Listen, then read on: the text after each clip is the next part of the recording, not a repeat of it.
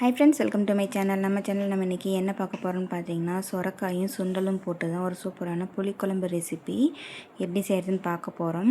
குக்கரில் எல்லாத்தையுமே சேர்த்துட்டு ஒரு 4 விசில் விட்டு இறக்குனேன்னா சூப்பராக அந்த குழம்பு தயாராகிருங்க. அது எப்படி செய்கிறதுன்னு பார்க்கலாம் வாங்க, வீடியோக்குள்ளே போய் பார்க்கலாம்.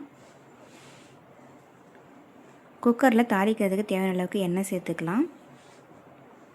நம்ம வடகம் எடுத்து வச்சுருக்கோம் இல்லைங்களா, தாளிப்பு வடகம், அதை போட்டு நல்லா தாளிச்சிட்டு ஒரு பெரிய வெங்காயம் அது கூட சேர்த்துக்கலாம். இதெல்லாம் நல்லா எண்ணெயிலே நல்லா பொரியட்டும். நல்லா இந்த மாதிரி கலந்து விட்டுடலாம்.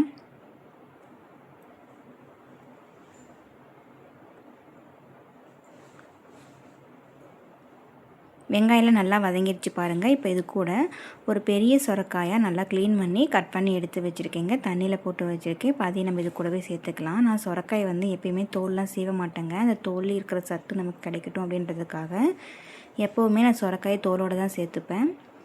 அப்படி சேர்த்தலாமான்னு மறக்காமல் கமெண்ட்டில் சொல்லுங்கள். இப்போ க்ளீன் பண்ணி எடுத்து வச்சுருக்க சொரக்காய் எல்லாத்தையும் நம்ம இது கூட சேர்த்துட்டோம். என்னோடய குழம்பு ரொம்ப ரொம்ப சிம்பிள் தாங்க, ரொம்ப ஈஸியாகவும் செஞ்சிடலாம்.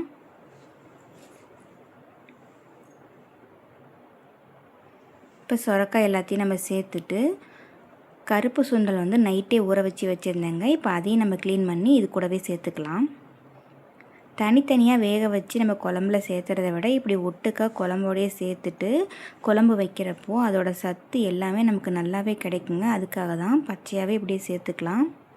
இப்போ சுண்டல் எல்லாத்தையும் நம்ம இது கூட சேர்த்துக்கலாம். இது கூட கருப்பு சுண்டல் தான் சேர்த்துணும் அப்படி இல்லைங்க. உங்களுக்கு இருந்தால் வெள்ளை சுண்டல் கூட சேர்த்துக்கலாம். அப்படி இல்லைன்னா தட்டைப்பயிர்னு சொல்லுவாங்க இல்லைங்களா, அது கூட சேர்த்துக்கலாம்.